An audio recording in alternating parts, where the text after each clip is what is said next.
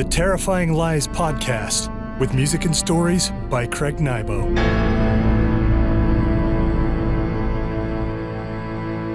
Hello, friends, and welcome to the Terrifying Lies podcast. I'm your host, Craig Nybo. I'm so happy you've decided to come back to this episode of Terrifying Lies. We're in between seasons right now, but that doesn't mean we stop crawling around in the darkness, does it? No. We carry on with the stories, music, and that sweet sense of dread we've all come to love. I've got something different for you today. While I produce Season 5 of Terrifying Lies, coming soon, I've decided to entertain you with an experiment I like to call the Freestyle Gargoyles. If you've listened to the show, you know all about it.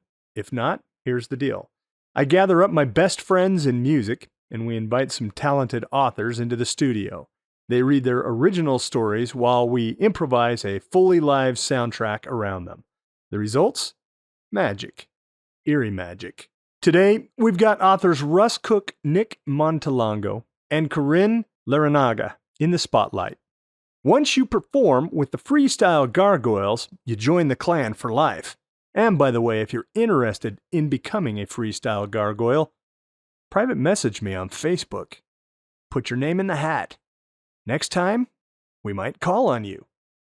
These three authors were inducted into the Gargoyles on October 11th, the night they performed in our studio. I hope you like them. Their words, our music, we're all flying by the seat of our pants in the best way possible. So without further delay, let's head into the world of the Freestyle Gargoyles.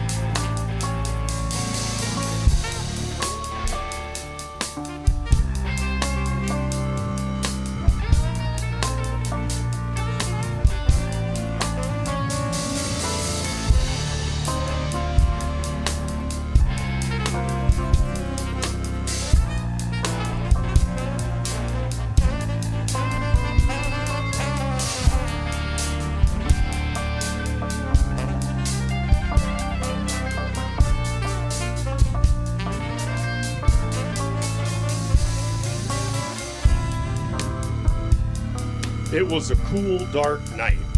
That was how all the scary stories started. It was total cliche, but that was the truth. A dark figure walked down the tree-lined street without anyone paying any attention. Proof that if you acted like you belonged someplace, most will just assume you do. He wasn't really anything to look at, average height with an overly slender build. There was nothing intimidating about him other than the gray hoodie he wore with the hood up over his head. He casually strolled through the neighborhood. It was a quiet town that was so Mayberry-ish that they didn't even lock their doors at night. It was late enough in the year that even the bugs weren't out, so many left their windows open. There were even some college students from the next town over that stayed here for cheaper rent. How could you write a better 2-bit B-rated horror flick? He knew where he was going. He had been hanging out in this town for a few weeks. And even though he only came out after dark, he knew what most people on this street would be doing. It had been weeks since he had fed, and he scratched his arm like a junkie looking for a fix. He kept his hood pulled up over his head so nobody could see his face. His cheeks and eyes were sunken in from not feeding during the time it took for him to get to this town. His hair was thin and straggly. The street lights reflected off his pale skin, making him look almost ghostly. A few cars drove past, and even some kids on bikes were racing up and down the street. But nobody noticed him. He knew shortly their parents would be calling them in for the night. He paused by a tree and waited for the last few chatting bystanders to give up and go in and watch The Wheel or Jeopardy. Nobody here ever watched the news, so they were given no warning that he was coming to their town. As soon as the streets was void of life, other than the noises from inside the homes, he walked down towards her house. There wouldn't be any Gladys Kravitzes watching the street. They were all in having dinner, putting their kids to bed, or whatever else the mundane middle class did. As he approached the house, he could hear her stereo blasting away some teeny bopper boy band hit that was on all the TikTok videos, and she was humming along. He crept up to her window and peered in, seeing that she was right where he expected, sitting at her desk doing whatever homework was due the next day, with her back to the window. He had chosen her because that was her routine, always with the loud music playing and her back to his entrance. He almost fell to paying a guilt. She was making it too easy. They didn't even have any bushes or plants outside the window, just the well-manicured grass that would muffle his every footstep. He sat down outside the window and listened to her for a bit. She had a decent voice, but not good enough that she would be able to achieve anything with it. He leaned back and sat with his back against the wall, just savoring the moment. After a few minutes, he stood up, quietly removing the window screen and setting it on the ground. He grabbed the windowsill and vaulted himself into her room, landing on the carpeted floor with more agility than his scraggly frame seemed to be able to present. He reached into his boot and pulled a long knife from the sheath on his side. He stood up and just walked up behind her. She was poring over her textbook, bouncing her head back and forth to the beat of the tune. He almost started to sway back and forth, getting caught up in the tune. He caught himself, and with cat-like speed, reached around, placing his hand across her mouth and pinching her nose closed so she couldn't scream. With the other hand, he pushed the long, thin blade into the back of her neck, tilting it up along her cervical spine and into the back of her brain. He twisted it until he felt it hit the inside of her skull. It was over before she even realized anything had happened. He pulled her backwards off the chair and laid her in his lap as he sat down on her floor. He cradled her as he felt her life drain out of her. It flowed down the blade and into his body. A euphoric rush came over him, and the room began to spin. Just like blood was the life force for a vampire, her spirit, life, and energy was his. As her essence entered him, he felt all her life's memories flood into his vision. He drifted off as he saw memories of her childhood, vacations with her parents and siblings. He saw her life with her friends and schoolmates. He saw her hopes and dreams for the future, which were now irrelevant and obsolete. For a few minutes they were one. Her energies and life were satiating his body. He could feel his eyes relax and return to their healthy appearance, and his cheeks filled in. He was probably not bad looking now. He maybe even had some color returning to his skin. He had been an addict for years, and this rush was more intoxicating than any drug he had ever had. As the high subsided, his focus returned. He slowly plowed the blade out, casually wiping it clean on her blouse, and slid it back into his boot. He held her for a few minutes, softly stroking her hair, brushing it away from her cheek, knowing that someone was bound to come check on her soon. He was still an addict, but the cost of this drug was much higher. He gently laid down on the floor, pulled off his hoodie and is now soaked in her blood, and folded it up for a pillow and placed it under her head. He went to her closet and grabbed one of her college hoodies and pulled it on. He slipped back out the window and walked to the street. He pushed the hood back so he could feel the moonlight on his face. He took a deep breath of the fresh night air and walked back to the edge of the town and into the woods. He was the evil that nobody would believe existed, the urban legend that nobody would even think of. He would be around for a long time to come. He might even visit your city someday.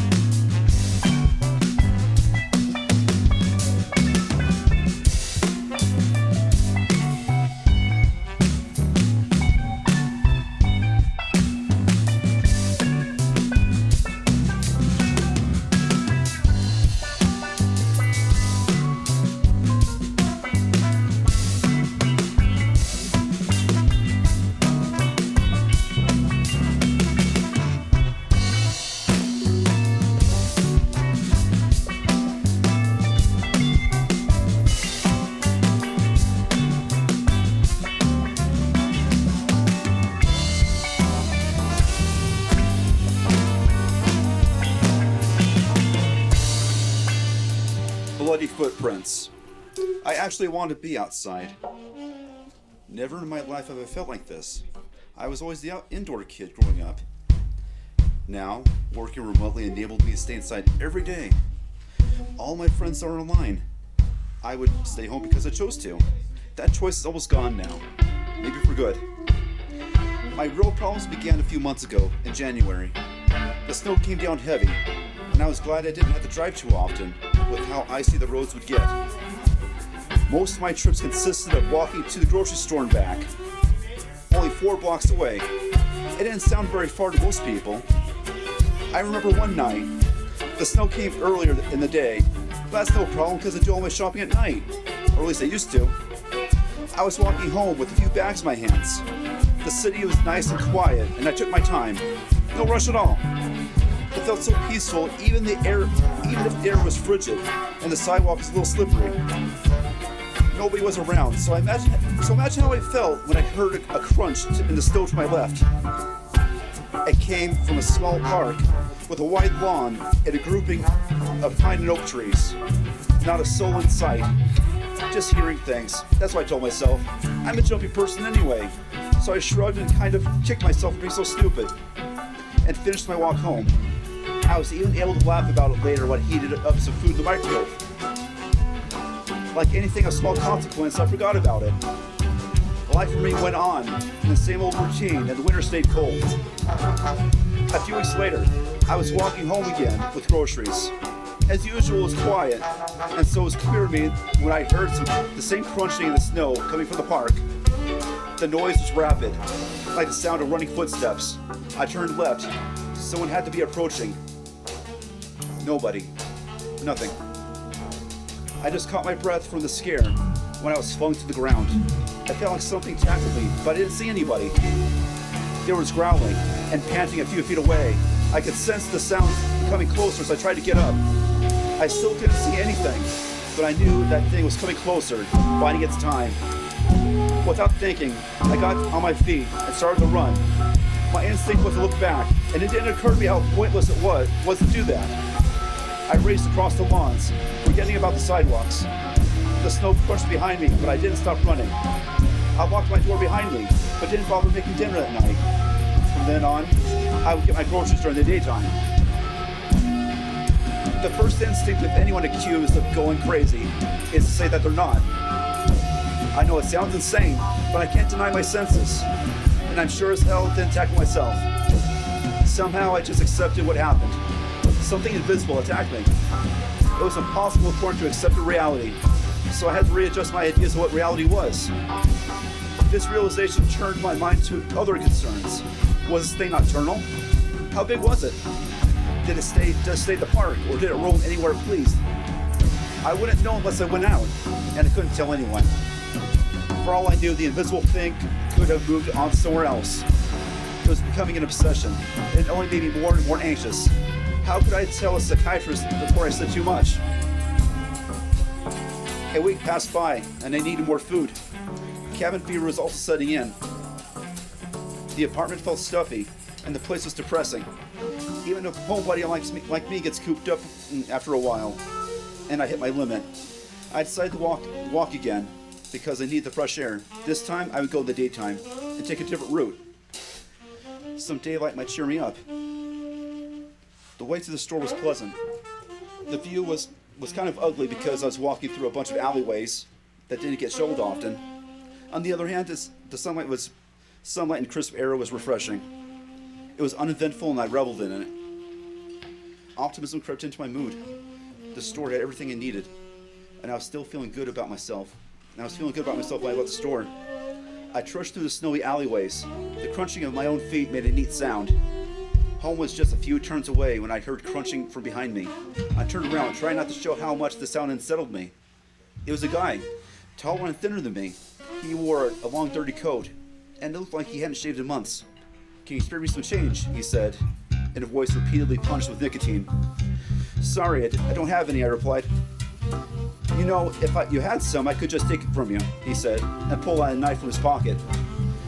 "Wait, you don't need to do this. If my arms were free, I would have held them up." My stomach churned as I was frozen in place.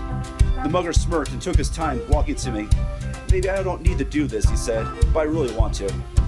He was only about 5 feet away when he stopped. He sagged as if he was carrying an unbearable weight. He cried out, and blood poured from his throat in several tears that began to appear on his neck. His cries turned to gurgles as he fell to the ground.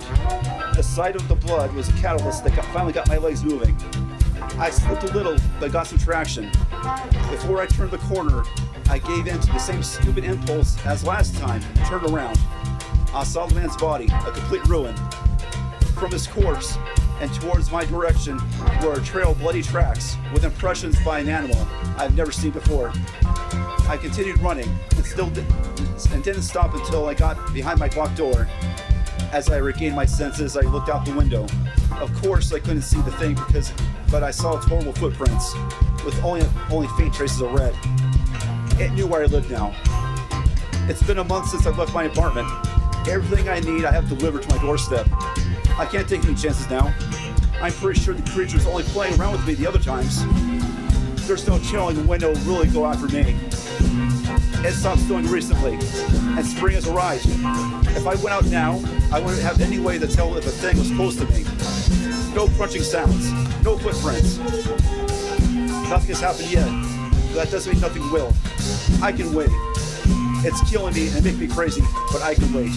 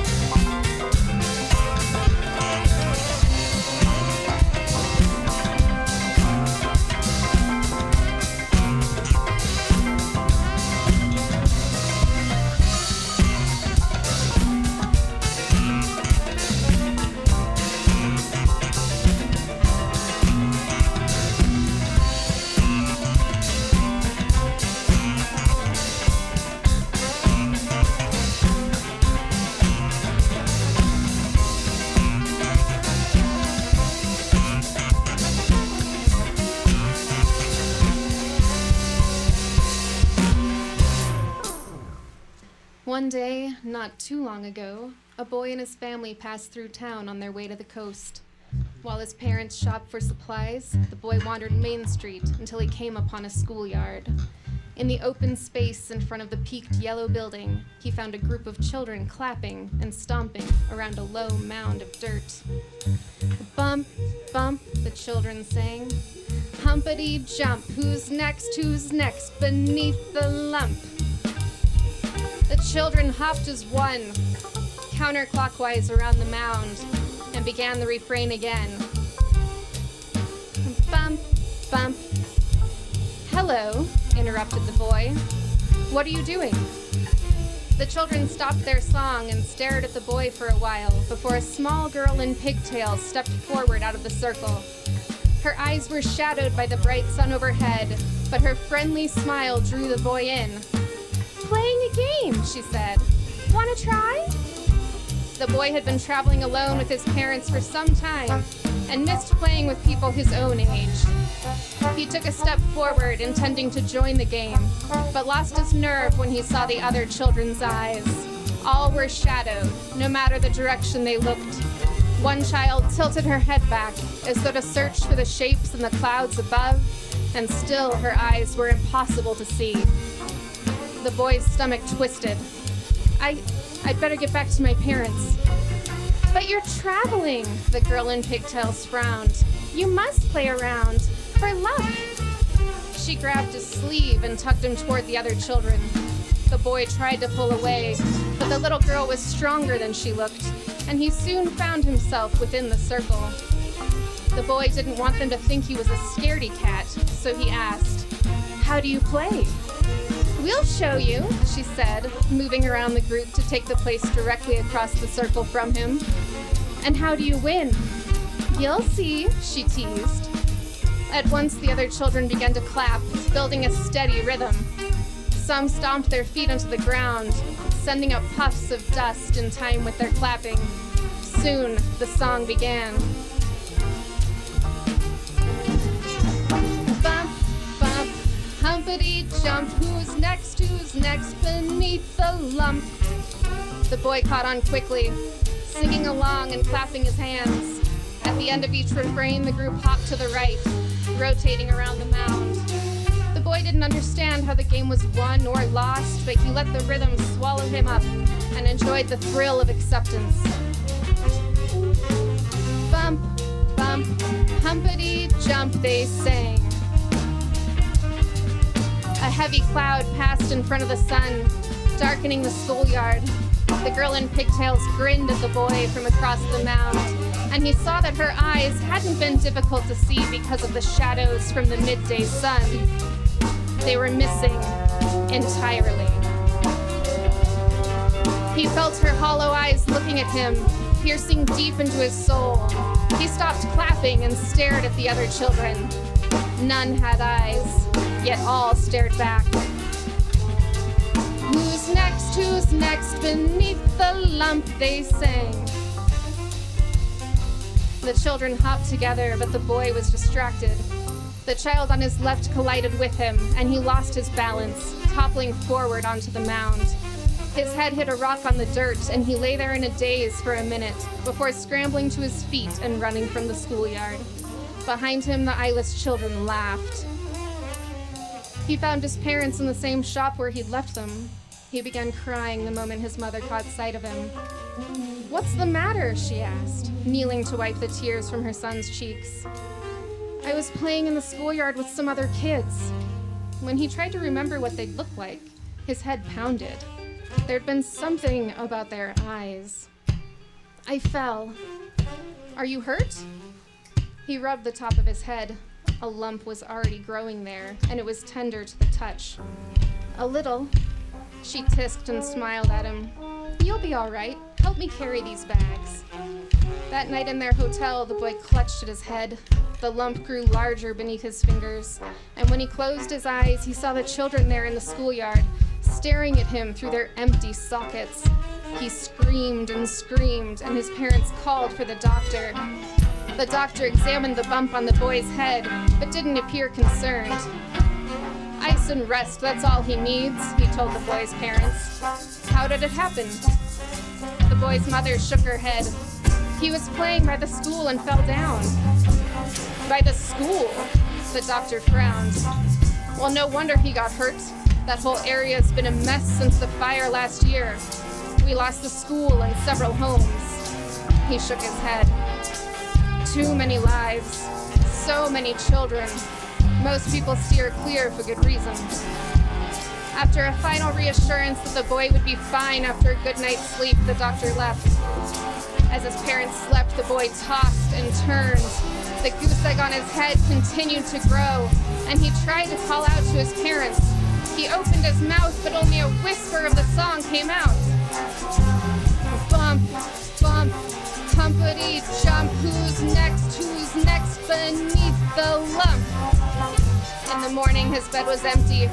He wasn't in the hotel room or taking a bath or even playing in the stream behind the building. His parents couldn't find him anywhere, and soon a search party gathered to locate the missing boy. As they looked, his parents walked down Main Street, passing the blackened and charred remains of the old schoolhouse. The yard was deserted, but a second bump now sat beside the first. The building is long gone, but the bumps are still there today. If you're brave enough to stand beside them, you can hear the children singing. Bump, bump, humpity jump, who's next beneath the lump?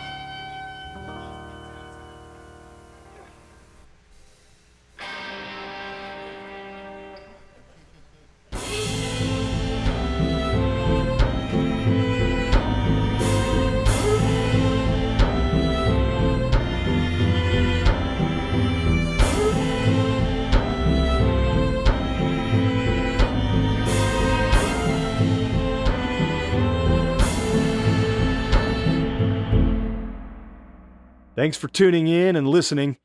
I wish you peace and happiness. Make sure you come back every first and third Friday at high noon for another episode. I'll be here, waiting in the dark. Until then, I bid you sweet dreams. Or should I say, sweet nightmares. This has been the Terrifying Lies Podcast. Please, come again. You're welcome here.